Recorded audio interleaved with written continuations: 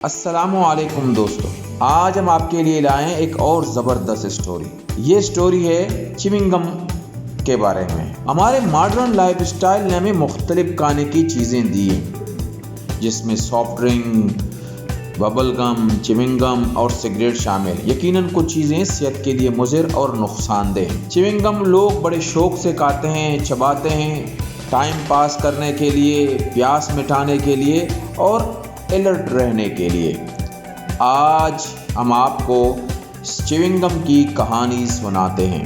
کہتے ہیں کہ یونانی چیونگ گم کا بھرپور استعمال کرتے تھے۔ کچھ شواہد کے مطابق 9000 سال پہلے یورپین چیونگ گم کھاتے تھے۔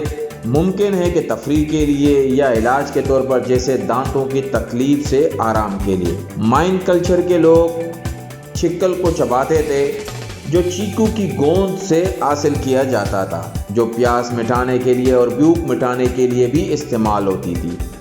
ہیزٹیک سویلائزیشن نے تو چیونگ گم کو چبانے کے لیے باقاعدہ رولز بنائے تھے۔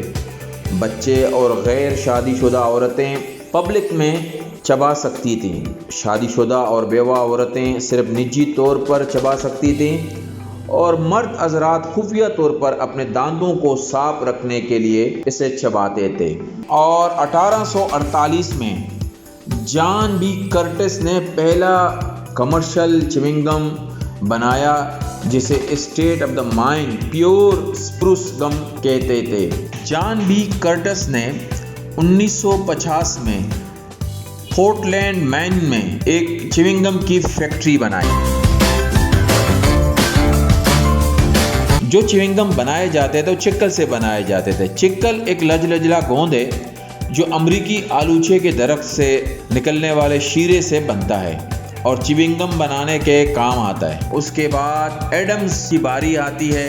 تھامس ایڈمز وہ پہلا شخص تھا جو میکسیکو کے جلا وطن سابق صدر انٹونیو لوپس ڈی سانتا آنا کے ساتھ کام کرتا تھا۔ سانتا آنا جو ہے وہ امریکہ بھاگ کر آئے تھے، اور 1850 کی دہائی میں یہ وہ شخص تھے جنہوں نے اپنے ساتھ چکل کی بہت بڑی مقدار ساتھ لائے تھے، اور انہوں نے ایڈمز کو یہ بات بتائی تھی کہ ہم اس سے ربڑ کا ٹائر بنائیں گے، ربڑ کے الٹرنیٹو کو ڈیولپ کریں گے۔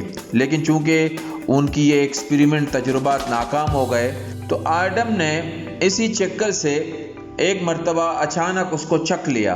تو اس نے کہا کہ یار، یہ چکل جو ہے، جو چیکو کی درخت کی گوند سے حاصل کیا جاتا ہے، یہ تو مزیدار ہے۔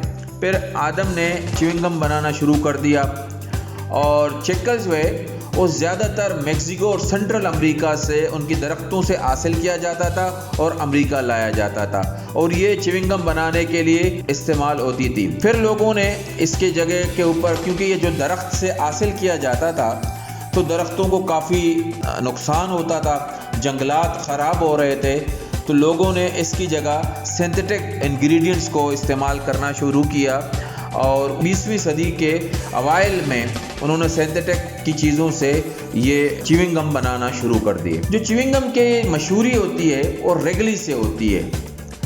ولیم ریگلی جونیئر جو ہے وہ ایک سیلز مین تھے، اور وہ دکانوں پہ جاتے تھے اور سوپ یعنی صابن بیچتے تھے۔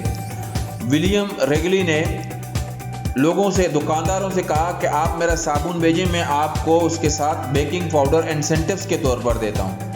عجیب بات یہ ہوئی کہ وہ بیکنگ پاؤڈر بہت زیادہ بکنے لگا، تو انہوں نے سوپ کا کاروبار چھوڑ کر بیکنگ پاؤڈر رکھنا شروع کر دیا، اور لوگوں کو بیکنگ پاؤڈر کے رکھنے کے لیے چیونگ گم کے انسینٹیوز دینے شروع کر دیے۔ وہ بھی زیادہ بڑھنا شروع ہو گیا۔ تو اس نے دیکھا کہ یار، یہ چیونگ گم کا کام جو ہے یہ بڑے زبردست ہے۔ ریگلی جو ہے انہوں نے 1893 میں بہت زبردست قسم کے 2 برانڈز، جوسی فروٹ اور ریگلیز کی اسپیئرمنٹ، جو آج تک مشہور ہیں، ان کو بنایا۔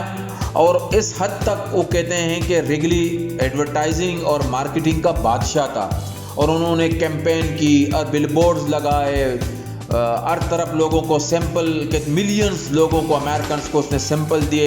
امریکہ کے جتنے لوگوں کے فون بک تھے ان سب کو انہوں نے سیمپل بھجوائے اور اس سے ریگلی کا جو برانڈ تھا چیونگ گم کا بہت زیادہ مشہور ہو گیا. یہ بات قابل قدر ہے کہ یہ جو چیونگ گم ہے اس کے بہت اور زیادہ برانڈز موجود ہیں، لیکن ریگلی نے اپنی مارکیٹنگ اور ایڈورٹیزمنٹ سے یہ چیونگ گم جو ہے نا اس کی سیلز کو عروج تک پہنچایا اور آج تک یہ عروج پر ہی موجود ہے.